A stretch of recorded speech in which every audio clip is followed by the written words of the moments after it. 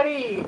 Welcome to another live stream for card making with SVGs Plus. You'd think since it's my summit I could say it, but no, not so much. So here's my wonderful celebrity crafting panel today. We're going to be talking about card making tools, beginner card making tools, tips, and tricks. So fun. If you don't know me, I am Elena Anderson. I'm with Chief 303 Creative. I am the host for the Card Making with SVGs Plus Summit. It is a free event going on now through Saturday, October 4th, 2025. We have 6 different card projects available each day for free viewing, but you do have to register for the summit right here, if you're not already registered, to get access to those projects. And then they change every 24 hours. So pretty fun. And we're teaching you new techniques to use with your Cricut, Silhouette, Scan and Cut, Caesar, all those good machines. They can be things from, print and cut and using HTTV on your cards to using more traditional card making supplies like inks and dies and embossing folders and that kind of thing. So let's get to my celebrity guests so they can introduce themselves. Kelly's messing with her camera. Catherine, why don't you tell us about yourself? All right. So I'm Catherine from Catherine Learns Stuff. I'm happy to be here again today. These panels are so much fun. Hopefully you've seen me before, but if you haven't on the panels, I'm at catherinelearnstuff.com. So you can check me out there. I do all sorts of crafting. I do paper crafts, flowers, sort of everything. I do vinyl, I do upcycling, woodworking, sewing. Like if it's a craft, I do it. Not all of them work out, not all of them make it onto the site, but I try them all. And I do a lot of paper and cardstock crafts. And for this project, my project goes live today, just to, if you haven't seen it, this is my Foxes in a Winter Wonderland. And it's like a cute little tunnel card. This is not the prototype that I pulled out the other day. This is like one of the final ones. So you can make that. It's got like, cute little foxes. And then I give you a pretty cool freebie, I think, of different tunnel card things inside. So you could do that as well. So be sure to watch me today on the summit. But yeah, I kind of do all the stuff. I do all the crafts, and it's fun to be here to talk crafting with you guys. Shelly, tell us about yourself and unmute yourself. Shelly, you're still on mute. Sorry. Wow. All right. Well, hey everyone. If we haven't met yet, my name is Shelly with We Can Make That, and I have a blog, a website for SVGs, and we're actually having an SVG club sale right now if you make it over there. And then I help crafters and creatives with their business. So if you're selling cards or selling things that you make, we have a group for you guys over there. And we do I do a lot of cards over there. We also have a lot of fun graphic tee things, different things that you can cut, obviously, with your cutting machine, but lots of fun home decor projects too. Yeah. Yay. Kelly. And Kelly is a surprise guest at today's conversation. So tell us about yourself, Kelly. Hi everybody. Yeah, I had such FOMO on this topic, so I kind of just messaged Elena. I was like, "Can I please join?" And she was like, "Yes." I was like, "Yay!" Okay, anyway. So hi everybody. My name is Kelly Rousseau. I'm in Cape Town in South Africa. This was my project, so I like to use print and cut, and I used iron-on foil on this card. It's unfortunately no longer live. It was live on day 1 and then kind of spilled over onto day 2 as well. But yeah, you'll only be able to get this if you have the VIP pass. So check that out as well, because then you have like all of the awesome projects. But I love using print and cut with my projects and sharing with people how to use print and cut, because I know that it can be like a super intimidating thing to do. There's lots of extra tricks and tips and things like that you need to learn, but I like to kind of demystify it for people and encourage people to use it, because it's such a fun thing to use, especially when it comes to like making unique that was the right way around. When it comes to making unique cards, print and cut really helps it like stand out, and it's an easy way to add fun graphics and do a fun card really quickly. So that's kind of one of my favorite things to do, and excited to be here today, so thank you for having me.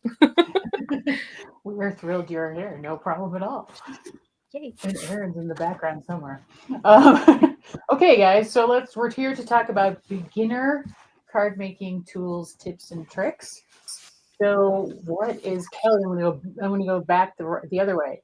What's your favorite tip, trick, or tool for beginner card makers? Can be Cricut silhouette machine related, or it could be more like traditional card making.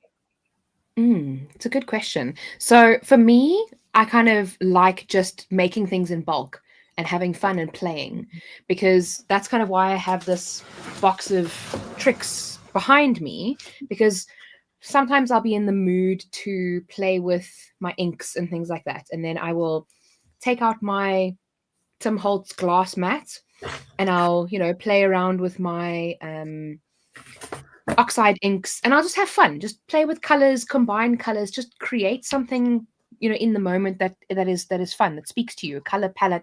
Like, if you know that it's Christmas, just enjoy the process and have fun, because then when it comes to putting the cards together, you have like lots of different things to choose from. I mean, there's these ones I used embossing folders, and I was just having fun with a color palette. So it's like this nice gray kind of brick. And then I used the same embossing folder on a different color and used orange with some red and some black. So they give like very different looks and feels to it, but I was just having fun with color. And now when it comes time to when I need to make a card, I've already got a bunch of elements that I can use that are already dry, that don't have to then, be created in the moment, because they're already ready. So I have an arsenal of things to use. I bet that makes, if you need a quick card, like a really fast card, that makes that easy.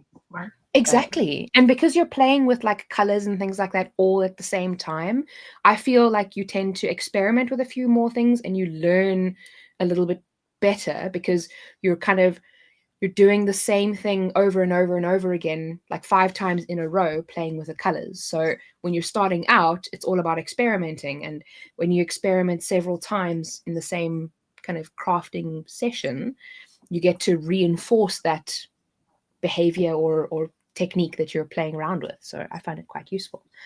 Yeah, that's cool. I wish I could do that. I can't. I'm too like, oh, what am I working on right now? Okay, I got to finish that one. And then I got to go to the next thing. I like that idea, though. I might try that, really. Yeah, it is a good idea. So, what's your tip, trick, or hack, or whatever we're talking All right. about? Yeah. I kept trying to narrow down one, but I think I have one. And I have to look at you guys like this because I'm out at a sewing retreat today and I popped back home to do this. And I left my computer glasses there. So I kind of can't see you guys. So if I look like I'm doing this, it's because I'm looking through my bifocals. So anyway, I didn't want you guys to think I was weird for no reason. Now you know. But this is my trick. So if you have a cutting machine of any kind and you're kind of leery to get started, because we have been talking about on these couple of the other lives I was on, like it's intimidating. And like, how do you start? Where do you begin? This is one. And if you search beginner card on my website, you can find like details, but you probably don't need that. But just go in and do, this was an actual card base, that one of those pre-folded, but you could fold your own, and then measure in a half inch smaller, so you can have a 1/4 inch all the way around, and then cut a square like I did the one with the rounded corners, you can see, and then just throw 2 shapes on there. And then this is really good because you can use scraps, and I did the foam squares because let's face it, any card that you had foam squares just up levels it right away, right? So I did foam squares so that this was a little bit higher, and then I just put some scraps paper behind there and stamped hello on there.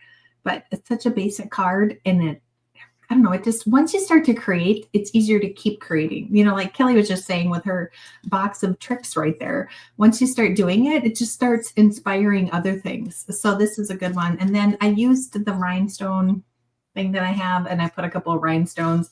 You can see right here, my camera's flipped. There's one on the flower there too, but it's super easy. You could also do it with stars and then do like graduation or retirement, congratulations. This works also with the hearts, works good for wedding cards. So, stars, birthdays. So there's lots of different ideas, but super simple. And I think they look kind of cute. So there's my trick or tip. That's really cute. I would think adorable. That's really good for masculine cards too. Like if you have to make like a quick birthday card for a dude and you don't want it to be like Yeah, too like put pink a couple or something, stars. just put stars or whatever and like different colors and you're good to go. Mhm. Yeah. It's super easy. Catherine, what do you want to share with us? All right, so I don't know. I feel like I'm out of my league here. All these fancy cards. So I'm like super. So I do cards, right? I do lots of cards. I've got like a whole bin of cards here that I have to like give out and stuff, right? I have lots of cards. I do lots of cards. But what I find is like this: my paper cutter, my ruler, and my scoring stylus. This is like 90% of my cards are made with these three things, and I don't think you need to have, okay, yeah, it's fantastic to have like the Cricut and the Silhouette and all these wonderful machines and dies and all this stuff.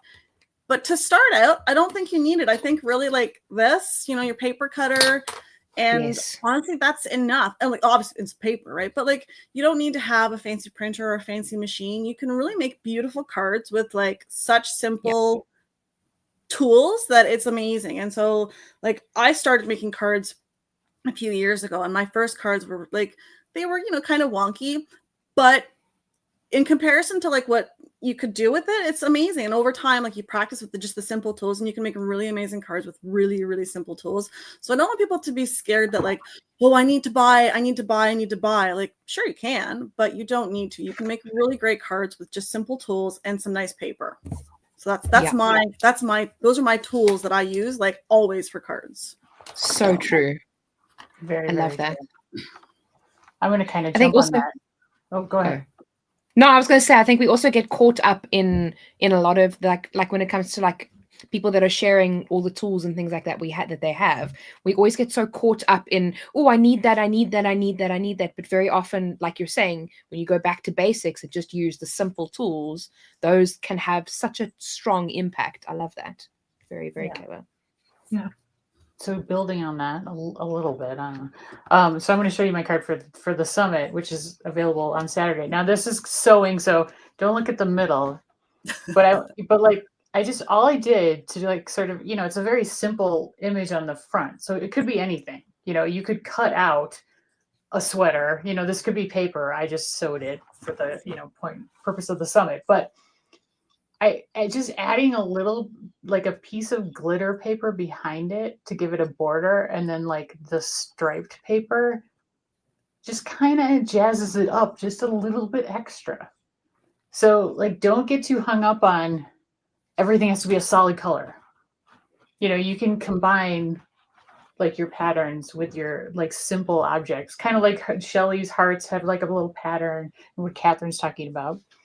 And then another thing sort of related to that is that you can use pretty inexpensive things to add pizzazz to like a card that you've cut out with your Cricut, like glitter glues, or which I used on this guy, which you can kind of see there, and like sequins and stuff, just here and there. And those are relatively inexpensive. You can get like, I got these gems like really cheap at Michael's, and you can just glue those on to your card just here and there to add a little bit of sparkle, to just jazz it up a tiny bit. And you don't need much. So true. Yeah. Yeah. And those things, like you often find them, like you're saying, at Michael's, but like the Dollar Tree. And I know that we have them in our, cheap kind of Dollar Tree type adjacent stores here in South Africa as well, because a lot of them are used for like kids crafts and school crafts and things like that. So you'll probably find them there as well for super, super inexpensive. And with those, I always find like less is more. More is great, but a lot of the time less is more. More in the stash and then less on the project. Right, there you go. In odd numbers, if you want to go with like, design. Rule. The rule of threes. Yeah. That does help. Oh. Loretta wants to know, will any of us be recommending an affordable printer option? Affordable is a difficult word in this specific question, because affordable in the short term is not affordable in the long term, and affordable in the long term is not necessarily affordable in the short term. So it depends on what you want to go for, because the affordable options to buy upfront are generally going to be your cartridge printers. They will range from $40 to maybe under $100 or so. And then the ink and those printers will last you not particularly long. I mean, you might get a few full color prints out of them, but the ink tank printers, which is kind of all of the craze at the moment, are going to be more expensive to buy up front. You're talking about $150 to $250 within that kind of price range ish. But I actually just topped up my ink yesterday. I bought my printer 2 years and 10 months ago. I've printed 1,250 pages from it, and I've only just bought new ink, and my ink cost me $10 to refill.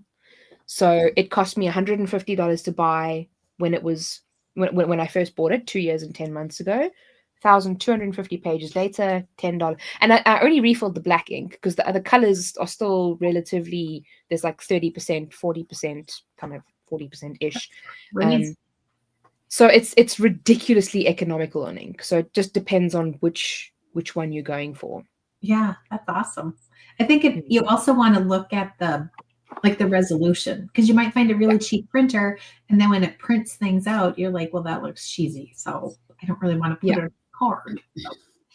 For sure. And also, if you want to print borderless, this was something that I learned the hard way with my printer. If you want to print borderless pages, which a lot of us crafters do, you have to make sure that you look at the borderless resolution that they print as well. Because the printer that I print was like, yes, it prints borderless. Sure, it prints 4x7-inch borderless. Oh. How is that useful? Well, they're only printing like 4x6 photos, I guess. I don't know. Yeah.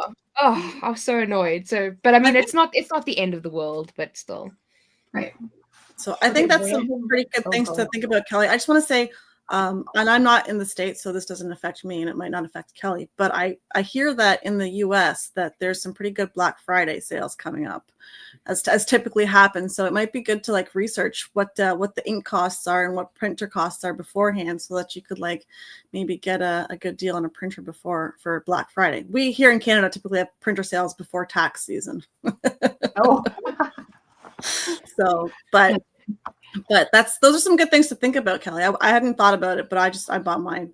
I've got an eco tank, and so I just refill I don't refill them because I haven't run out of ink yet. So yeah. No, I'm going on a few years too. I have a cartridge printer, and it, I don't have a problem with the cartridges because I buy the knockoff brands on Amazon, that are pretty inexpensive, and they work just as well. And mine, I don't know if I would call mine well, it's not that expensive. I mean, it was like $250, $300. I don't know, but it's specifically made for like crafting. So for printing high quality, like photos and images and that kind of stuff, like that's really important to me. So I specifically went for that, and I went for like the 6 color tanks, because that gives you more like blends of colors and more colors that can be created versus like the 3 color printers, that kind of thing. Mm-hmm. So, I think you also need to think about how are you going to use it. So if you're like a big print than cut person and you print stuff out all the time, or you are a scrapbooker and you print photos all the time, you want to make sure that you're getting a quality printer, for doing those tasks. My printer is a Canon Pixma TS9500. So it is not an eco tank. Yeah. Erin, I shared a link in the chat of not the printer that I have, but like the kind of equivalent one that's on the market at the moment that most people use. It's the ET 2800. That's the eco tank version of that one. And the thing is, like, you also have to kind of look at Epson versus Canon, because the Canons have exceptional photo quality. Like, their quality and everything is just fantastic. So you just have to figure out what kind of qualities you're looking for in a printer. But also at the end of the day, I think this kind of comes back to the live stream that we had yesterday where we were speaking about the different machines. I think that we spend, I mean, I know I do when it comes to these kinds of, questions and decisions that we have to make. I spend hours like scrutinizing each tiny little thing. And at the end of the day, it doesn't really matter. Like, I mean, the big ticket things, like cartridge versus eco tank, you have to decide for yourself which one you want to go for and the upfront cost and whatnot. But when it comes to choosing between the Epson 2800 and the 2010 or whatever, like they're like, for me, the one non-negotiable was Wi-Fi. That was, I don't care about scanning. I don't care about anything else, but the Wi-Fi, because I don't have any USB slots left on my computer, none.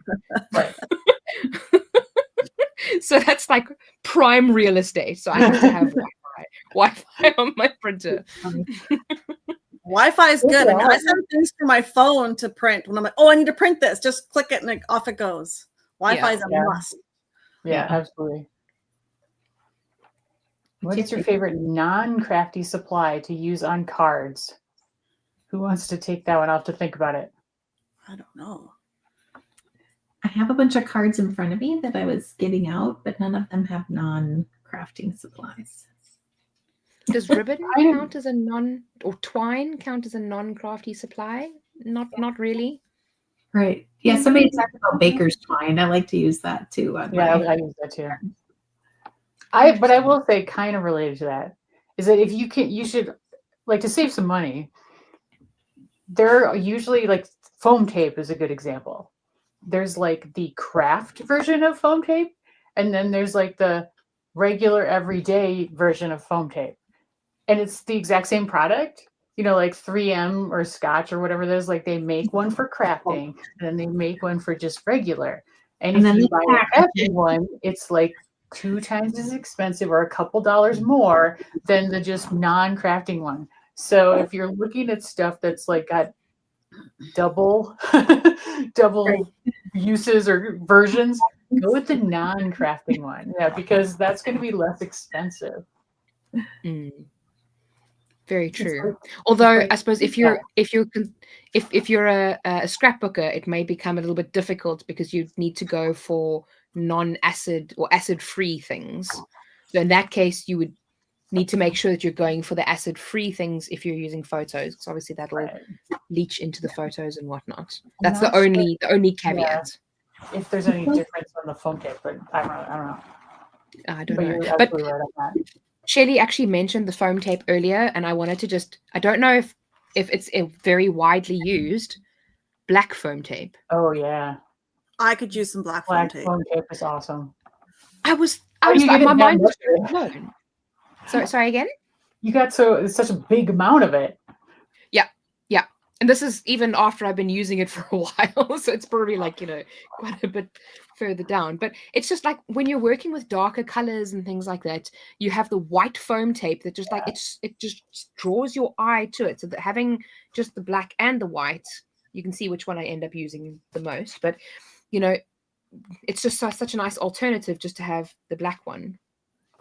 That's a good idea. I hadn't thought about that because I was doing some foam cards the other day and the little white was like a small space to make, and I had like the super thin foam tape and I got it curled, and then just the edge of it, you could see it. I'm like, oh, it looks so bad. It's like bright, burning your eyes out white. It's like, oh, black is a good idea. I like it. You're full of good ideas today, Kelly. Not the current It's in the evening. It's in the evening for me, so my brain. Nice. See, by that time, I'm like, yeah, I got nothing. I can't think of anything anymore. Yeah, where'd you get the big roll? Yeah. Well, it's difficult because I'm in South Africa, so I actually buy this directly from our supplier. So we have a supplier called so I just bought it directly from them because a lot of the craft shops, they cut it up into quarters here. I mean, I don't know if they do it in the US, but they'll take these rolls and they'll quarter them so that you only. But I don't like that because then the further down the roll you get, the pieces get smaller, and then I want to be able to cut my own size foam tape. Yeah, there you go. There's the 45s, right? Isn't that what they call the records? Because that one looked like a record, Kelly. So, Is that the size that you guys get in the US? Well, I've this never is the seen only them size I've ever been able to get, but I mean, I haven't spent a lot of time looking for it, I'll be honest. And this was like because I remember this coming out a couple of years ago. It was kind of like a oh my god, black phone paper. Wow, that's cool. And so I got this. So it might be available in bigger sizes now, but like that's what I've got. They're getting a better deal over there in South Africa than we are over here. When I come visit, I'll bring a bunch. It's light, so it won't take up very much space. And in all honesty, it'll probably help me pad my luggage because Oh, that's true. then bring I'll stuff be back. taking stuff back. That's funny. Cute. Okay, what's our next tip or trick or tool? I have a couple cards I could show if you want to. Yeah, If that's okay. absolutely. I dug out some of my stash. So this one I just made with scraps. Oh, cute. Super Oh, easy. wow. And just find your scraps that coordinate. Like find one and then find a color in it, found some green, and then the next one, and then just kind of keep layering it. This was an SVG, so I just printed it and then fussy cut around it, but you could print and cut, but Shelly hadn't done that yet, as we just had to admit the other day. These are the strips of the rhinestones, just super simple. I And then love it. this is one that's an SVG, and it's a bunny. So you and this actually cuts out the whole thing, cuts out the card, cuts out and then I just added this Pom pom. but I actually cut them in half. Otherwise they're too big and then they kind of get messed up. And then these were from the Dollar Tree, and So I just painted them quick and then added a little piece of twine. But then you also and this was from Twofer. then you have the bunny from the inside. This is from a different card because I made like 6 of them one day. But again, mass producing, right? And then you've got this little bunny insert, and you could make like you could put the strings on the back of their ears or in the back of their heads. You can make like a banner out of them. So you can kind of keep going with them. What's the other one? I was going to show you guys. This was not really a card, but this one is like those wine glass things that you can put on your wine glasses for your eating table. But you can also, make sure you look at the other, SVGs or designs that you've bought, because you maybe could use the leaf and find a card and then turn it into theirs. So making sure that you're kind of looking through all of your stash that you have like in your craft room, but then look at your digital stash, because a lot of times we forget what SVGs that we already have, and maybe that will help, because then you can just use up your scraps again. I like to say that, but I usually just kind of full sheet. I love that.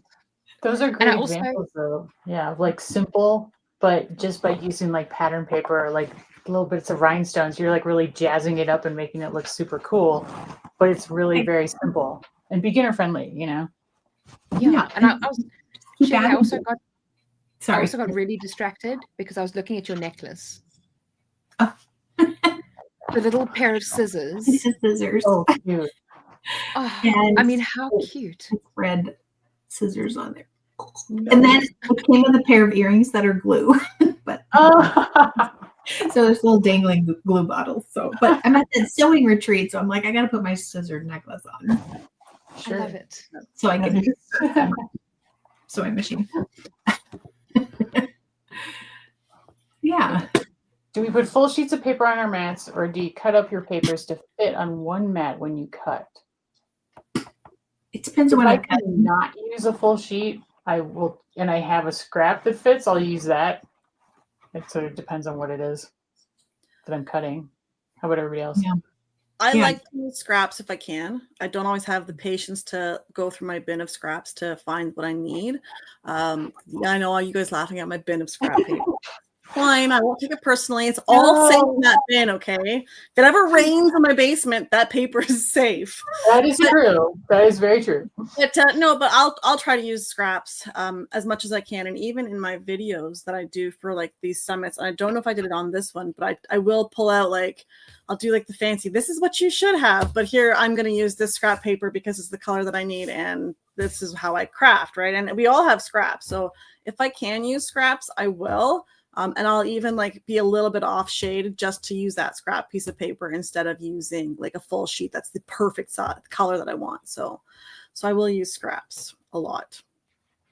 Yeah, I love my scraps. I'd like. I didn't see your scrap bin though. I'm a huge scrap bin. I love scrap bin. You didn't see my scrap bin? Oh well, this is my scrap bin. Oh. Nice and organized. Everything is in here. And funny enough, yesterday I did a live session and I needed to pull out my scrap bin and I needed brown paper, and brown paper was on top for the win. So it was like organized. But in here I've got like every single shape and size and color.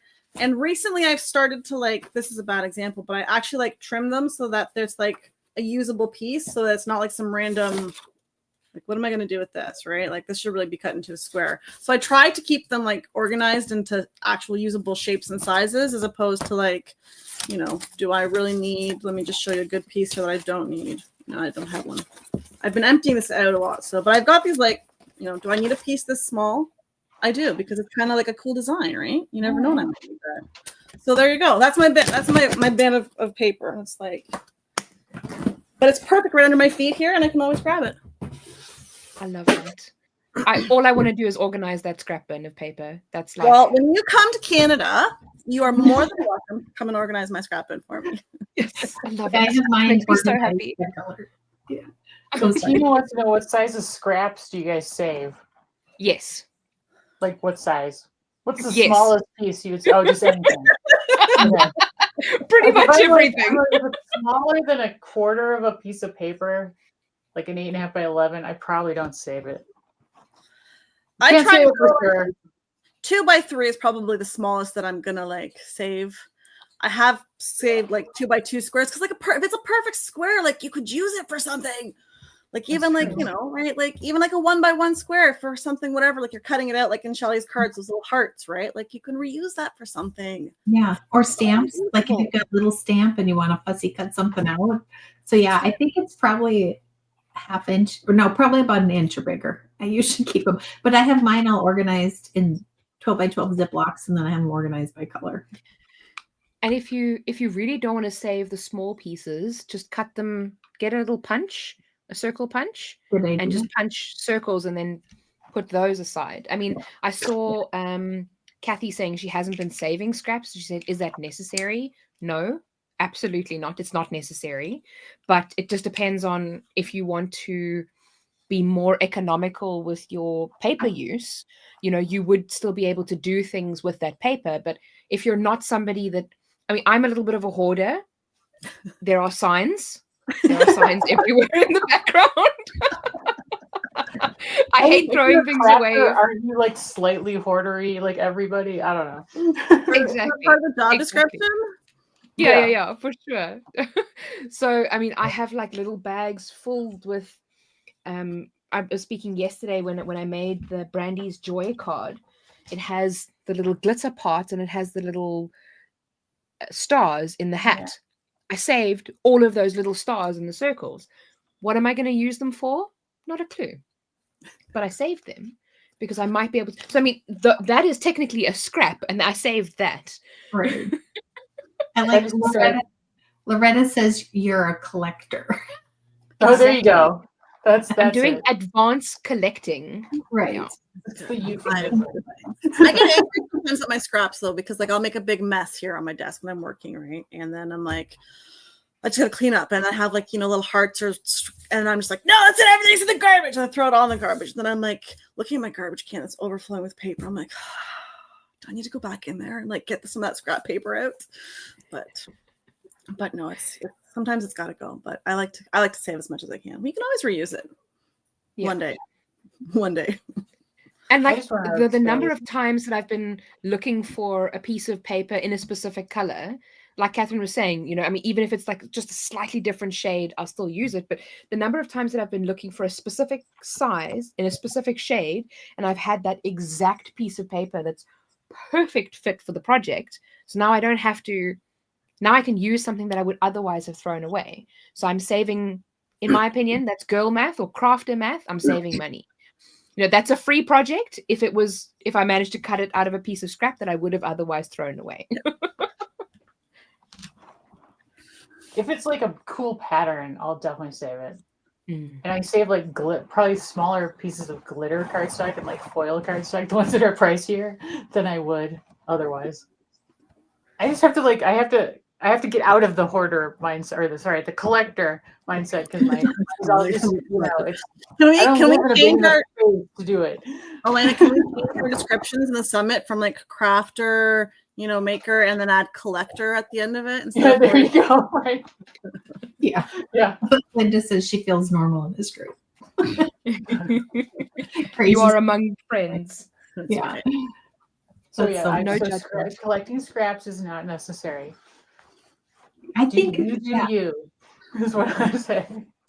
That's funny. Polly said way too much time buying and not enough time making. I kind of think that the shopping part is part of that. It is. It's like one of the processes, right? It's part of it. It's fun. I think that's so I also common. think organizing it is fun, but I do too. not that you can tell from my office all the time. Your office always looks neat as a pin. Mine always looks like, a tornado ran through. It's like one of those Zoom calls where he shows up and he's got pajamas on the bottom and a suit on the top. Because if you could see outside of the camera angle, you probably wouldn't be as surprised. It's all about the camera angle. Yeah, like you should see my desk right now. It's kind of funny. Where do you get small punches? Amazon? That's where you get everything, right? I mean, Scrapbook.com? really stores that carry punches in it. I mean, like Michael's. And you don't really have scrapbooking stores anymore, at least not around here. Well, Scrapbook.com would have a lot of those kinds of things because their punches are very big with scrapbooking. Yes. Very true. I find that a lot of people, at least where I am, there's a lot of things that get repurposed on Facebook Marketplace. And I'm always seeing people like getting rid of stashes of stamps and punches and papers, and always like some of them aren't a great deal, some of them are a good deal, but like I find that just looking there for like especially local and like getting a good deal, you can find some pretty decent stuff there. Definitely. I got a whole set of I'm never going to use them probably, but I got a whole set of stamps, and it's every letter of the alphabet. It's like 37 different shapes. I've used the one that's like a puzzle piece, and my daughter found it, and so she went through all of my good paper, not my scrap paper, of course, and she just made like a puzzle piece in every single page, and I was like, right, I can still use it, but yeah, so like you can get really good stuff on on Marketplace as well instead of just buying from Amazon. Yeah, we have consignment, like a couple of consignment stores in Denver that are like craft specific, so that's kind of cool. That might be there. Oh, Mamie has lots of punches in her store. Okay, so Mamie, how is I can't remember Mamie's whole store name. Mamie made it. Mamie makes it, or Mamie made it. Mamie made it. That's it. Yeah. Shelley, there's also a question for you. Not you specifically. It's not directed at you, but I know that you have something behind you on your right shoulder. I'm trying to think of left, right. It just moved. It was in the way I was making sure. Is that what we're talking about? The hardest part of starting a card is picking out the paper. This is Lisa's question. Picking out the paper to use. Any ideas how to get around this? There's those two little boxes. Yeah. So these color cubes, we talked about them yesterday. Was it yesterday? I don't know. This week is kind of all jumbled together, right? But there's all these different cards in here, and then they have a color palette on it, and then like suggestions. And then if you're like, well, I don't have that exact green, but if you flip it over, there's a variety of different options. Kelly green. There you go. Let's see, I picked it out on purpose. So, and there's hundreds of them in here. I mean, like here's a cute little Christmas one. And then actually a little bit colored more than my camera is showing, but then you pivot it over and then turn it over and you can find the other options on there. So, and that way you can go through and you can say, okay, I have this color, but what do I put with it? And then it gives you some options. And then if you don't like that one, you just get to draw another card. So these are the first 2 sets, but we were talking yesterday that she's coming out with another one. So I don't know if that one is live yet. Oh, that's exciting. Yeah, those are called the Color Cubes by Color Sarah Cubes. Renee Clark. Yeah. It's Nice. really cute. I just think they're fun to look at. They just kind of give you some inspiration when you're feeling a little bit stuck. I think it's also nice because it shows you kind of what contrasting colors you can use together, because you obviously, when it comes to making cards and things like that, you want certain things to stand out, and you don't always just want to use black or white. So to use like the pink with the green or whatever those were showing you, it's nice because then I also don't have that kind of imagination. So that's why that's my reasoning as to why I want them. Will I ever use them? Probably not, but I just want them. They also just look so cool. Look at that. And it gives you the hex code too for print and cut. Ooh. Yes. You need them, Kelly. I think it's like there's the sign that you have to buy those now. Yeah, now I mean, it's also business expense. Say that again, Sorry, Catherine.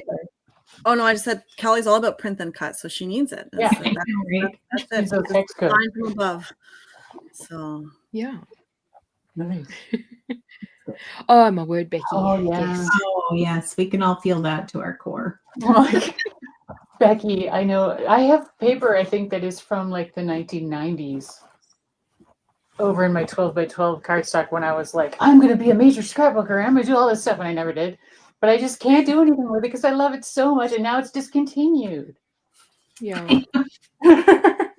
Or the worst part is like when you see a kind of paper that you really like, so you buy like 3 or 4 of them so that I can keep one and use 3. But then when I need to use the one, I don't want to use it. So now I have 4 pages that I don't want to use instead of just one. I know. Well, then if I just buy one, then if I want to use it like in a scrapbook and I ended up wanting to do 2 pages or do one for each kid, then it's, yeah. So then I got to buy 4 for that reason too. Right. Yeah. we've got some really big problems here, ladies. Oh, yeah, boy. Life is tough. Or dilemma. I do have one more tip if we want to keep going here. Yeah, absolutely. Yes. Let me see if I can find my example. Oh, she put me on the spotlight before I was ready, but that's fine.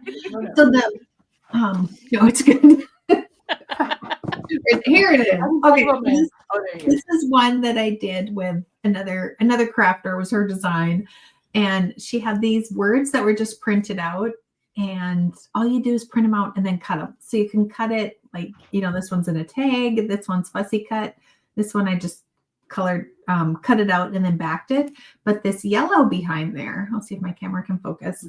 That is super easy. So if you don't have paper that matches, then you can grab some ink if you have ink, and then you can use like the blending brushes or the daubers, or you can even just take your card edge and kind of brush it along the ink, and then gives it a little bit more of dimension, which I think kind of always up levels your cards.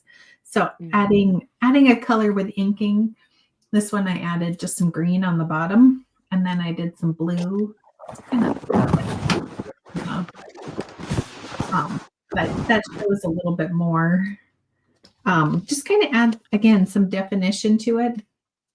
This one I didn't do that to, and I think I should have. It had a saying that popped off, but I didn't use the right kind of glue. But yeah, so then my other tip would be is to do some blending brushes, but you can also go get the Kelly said if you would have did the print and cut, it would have been easier. But I don't like to do things easier. I like to do them the hard way. Like Kelly and I were saying on here, like Kelly and I were saying, we like to do, there they are, the daubers. We like to do the fussy cutting. So I don't know. I guess I could. Sometimes I feel like I'm just always on my computer so much that I just want to go back to kindergarten and cut paper and glue things together. Yeah. Yeah. Usually Amazon is where I find the best place to find that. Okay. There's your Yeah, answer. for the larger projects. So that's with the Romeo, but I haven't done paper yet, but I have. Right, yeah. Or go to the teacher section and they've got the rolls, like they use for the bulletin boards. But then you also have to be careful because sometimes that stuff is like crappy paper. Is that the right word? It's just, and it's not calendared to be cut. When the paper is calendared, it's run through the rollers, makes it smooth or it makes it textured. And then now I'm going back to my printing. Yeah, it's got to do with the grain, so it's not woven, it's laid or it's pressed. Or pressed. So handmade paper is pressed, so you can't really cut it that well because the fibers are all going in different directions. But your 12 by 12 cardstock on your cardstock shop cardstock will be woven so that it's easier to cut. Yeah. So 12 by 12 card shop. That's another really good one. Yeah. For paper. Have you guys the bigger ones though? Have you guys played around with the stamping foam? I have not. No. Stamping foam. It's so much fun. It's literally like a foam so that you warm up with an embossing gun or a hairdryer or whatever. Oh, and then you press yeah. onto the texture and you create your own stamp with it. And then you just warm it up and then it goes back to blank again. I have done that a few years ago. Yeah, it's a nice beginner thing, especially because if you don't have a lot of stamps, you can create your own kind of stamps with textures and things like that. So you don't have to go out and buy like a million different stamps. It's a reusable, resettable stamp, and you can do it on both sides, and you can use the edges. And you get all different sizes. This one was 4 little stamps in a packet. That you can use, and I'll share the link as well. Then so like specifically for beginners, because you can just kind of create textures out of everything. I did it I had a crocheted beanie, and I took the stamping foam and warmed it up, pressed down on that, and it creates the most unique textures. It's super cool to play around with and kind of find you're looking at textures all differently after you get the stamping foam. Yeah, that's fun. Somebody said to use it with your stencils. Yes. Well, that's a good idea too. Mm-hmm. Yeah, and it's not all that expensive either. It's pretty, and it's like I said, it's reusable, so it's not something that you're gonna create a one stamp out of, and I love it. It's great. That's awesome. I've never heard of it. All of them. Pink. Pink and blue. Yeah, I always have fuchsia. Fuchsia, that's just my go-to. Yeah. Glitter and holographic, always. Sparkly, Green. sparkly, shiny. Oh yeah, green, purple. I do a lot of yellow for accents. Oh, that's cool. I don't. I should. Yeah, I went through a whole purple and yellow phase where I did like everything with purple and maybe complementary colors. It's my favorite combo. Yeah, and then there's me with all the green. I mean, there's the magenta, but black. All the green parts. Black. I run out of black a lot. I use it for accents here and there for little embellishments or whatever, but I run out of black paper like it's going out of style. Yeah. I always have black and white. Those are I have to have those, but they're not colored. Oh yes, craft paper. Oh yeah. I don't use it as much as I think I thought I would. I have a lot. I used to. I used to do my coffee cup card with a lot of craft paper. Loretta's coming up with the hard questions. What ink colors would you choose if you could only have 5? Black. Yes. Black, green, yellow, blue, pink. Well, yeah, you should do red, yellow, blue. Right, those do are the primary primaries colors, and and then you can mix them together to get the other colors. I just think that's rude, Loretta. Who has 5 ink pads? No. Yeah. Can we have 6? Because, like, I mean, when it came to the paste, the lunar paste, I could only choose 6, and those are the 6 that I chose. That's good. Those are good. Yeah. Yeah, metallic. That's The another jewel good one. tones. Mhm. Oh, I love these. Well, I think I use a lot of gray too for like shadowing, Mhm. like a medium gray color. Mm. That's funny. That's true. I like purple. I'm a purple person. I don't know. Any tips on Any using ink tips? brushes and daubers? Keep I separate have- daubers and separate ink brushes for your separate colors and your separate ink types. So I also heard for the oxide, the Ranger inks, the oxide versus the oxide inks Regular. versus the Distress ink. Distress oxide. distress ink. Thank you. I Yeah. couldn't think of the word. You have to have different ones, different brushes for those as well. So you essentially have 2 yellows, 2 oranges, 2. So I mean, like, I have mine obviously rainbow. Yeah. But not only do I have different sizes, but then I'll also use the different ones. I've got another set. You can't really see it; it's off camera. That are like my backup set. But then I'll use these ones only for my oxide. I mean, my distress inks, and then for my oxide inks, I'll use different blending brushes for those. But I like to have them in these 2 different sizes, just because they're, you can get them into different like effects and things like that. The one is more concentrated, the other one is a little bit, Mhm. you can And get they're a softer so blend with the bigger brush. They're so soft. They're so fun to play with. They're lovely. I love them. Get a reusable. I don't know what these are called. Teflon I have a sheet. huge one that covers my desk. Teflon So sheet. it's like you just wipe it off. But it's really good for ink blending. So like you just put your, you put your cardstock down. The glass mat. I like my glass mat. Or yeah, you can do the glass mat too. But and then I blend from the sheet onto the edge of the cardstock to get a really nice effect very quickly. And it's cheaper than a glass mat. But glass mats are, you can do that too. You can even use like people were telling me the Dollar Tree like trivets that are glass. You can get those really inexpensively. So that's like a cheap glass mat, and it works just as fine. I want to get one of the magnetic ones, but again, they don't have them in South Africa. So if I ever get one, I'm going to have to get it when I go to the US and pray that it doesn't break in my bag on the way back. Yeah, you're carrying on.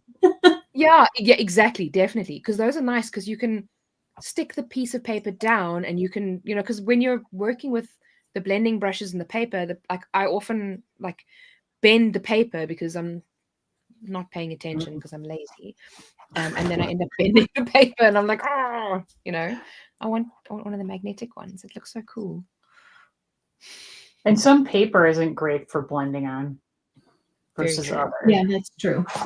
It just looks smudgy, or it just doesn't blend. Yeah, or it never dries, and then you get it everywhere. Yeah, I think distress oxide. I mean, I've only used really oxides and inks, distress stuff, really mainly for blending, and the oxides are way easier to get like a smooth blend on than the inks are. But I'm usually not. When I do use it, especially now, like I'm not going for the smooth blend. I'm just highlighting the edges or whatever. Yeah. Same. Give it some dimension. Yeah. So Corey asking, she said that she didn't know you can do that with the Teflon sheets. What about the silicone mats? You can do it with the silicone mats, but the silicone mats have a lot more grip. The Teflon mats, they glide a lot easier. So you just have a lot less resistance on the brush on the Teflon mat than you would on the silicone. The silicone is going to have a lot of grip, which is also nice because it grips the paper, but it's not as nice for the brush. Yeah, but you can still use it. I feel like the pores in the silicone hold the ink a little bit more. You are more likely to like stain it. That's the word. Thank you. I can read your mind. I love it. Love it. So Loretta wants to know what paper works best for blending ink. Okay, I can take this. So I think Nina Solar White Classic Crest works really well for blending ink. It also works really well for Copic coloring or like alcohol ink coloring. Which and one? then Nina, so NENAH, Solar White Classic Crest is what it's called. They have it at 12 by 12 cardstock shop if anybody's looking for it. And it's a kind of commonly available. I also use Bristol Smooth, which is like a I don't know where it is right now, but it's like comes in a pad. It's usually like at Michael's, for example. It's like used for drawing a lot. Like it's like a tablet of paper, and I use that a lot for ink blending and Copic coloring too. That makes sense. Perfect. Yes, Brenda. So that's because of the way that the distress inks and the distress oxides work. So the distress oxides are like a more I don't know, they're a whiter ink and more opaque, or is that the right word? Or are the inks anyway? The They're inks are designed more to turn translucent. white when they hit Yeah. like they're like both distress inks are water reactive, but the oxide like the distress inks will just like spread, away from water, but like the oxides turn white when water But even before water, the oxides are more inky, so more whitey. Yeah, they're like that's why I always struggle. The word opaque, I don't know why, it always gets me. I never know whether it means that it can be see-through or it isn't see-through. My brain, it's like left and right. My brain just doesn't compute what left or right is. So that's just one of those words. But the inks, anyway. Dye ink versus like the ink, distress inks are dye ink, which are translucent. Yes. I don't know what the oxides are. That's some kind of special formulation, but different. Yeah, but they are very different ink types, so you should keep them separate. Sorry, Now Shelly? I will confess, I only have one set of blender brushes, and I just clean them in between. No. Now it's horrible. They're a pain to clean. So if you can get two sets, just get two sets of brushes because they are just terrible to clean. But you can do it. There we go. Debbie gave us the answer. Yeah. What? Oxides are a hybrid pigment and dye. The pigment makes them more opaque. Yes. Yeah, like I know how they work. I just don't know how to get the words out to explain it. Yeah. Do any of you use pastel chalks for shading? Like oil pastels? Like that kind of thing? Yeah. She's got a little tray. These are my chalk inks. That kind of chalk. Okay. Yes, I've done that. Yeah. I have the ones with the little circles. They look like watercolor paint. Yeah. I use those with the brushes or just like makeup brushes from the Dollar Tree work too. I use those a lot on flowers. Oh yeah. Yep. Yes. Just the chalks. I don't know why. Adding shadows and stuff like that. Oh, she says no, chalk. Do you mean like chalk? Because those are chalk inks. Well, there's maybe they're different. Maybe I can find mine. I have not tried that, Lisa, but I wonder if it would work. I would imagine that you would need a strong enough magnet under the bottom to be able to go through the printing and the glass, and then still the material that you're going to put on top of it. So, I mean, I would imagine it would work, but you would need a pretty strong magnet for underneath.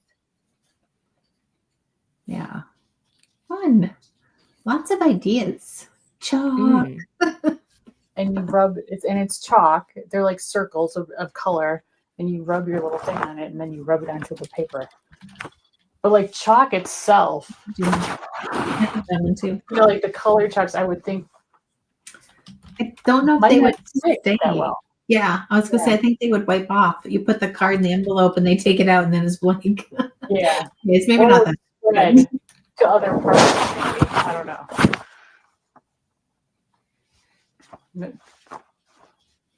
Black. What's your favorite, like of paper? Cardstock, ink. I'm assuming. Ink. Oh, ink. Hmm. Oh, Yeah, I need to get new ones because I have all these close to my heart ones, and now they don't make them anymore. So I'll let you guys take that one. oh, VersaFine. VersaFine is Yeah, what I that's. always use. Yeah. Nice. I'm just my black one is somewhere else. I think it's up at the top. Find it. You'll see it right over here. It's probably out so that you can use it. all It the probably is. Do you use inks very much, Catherine?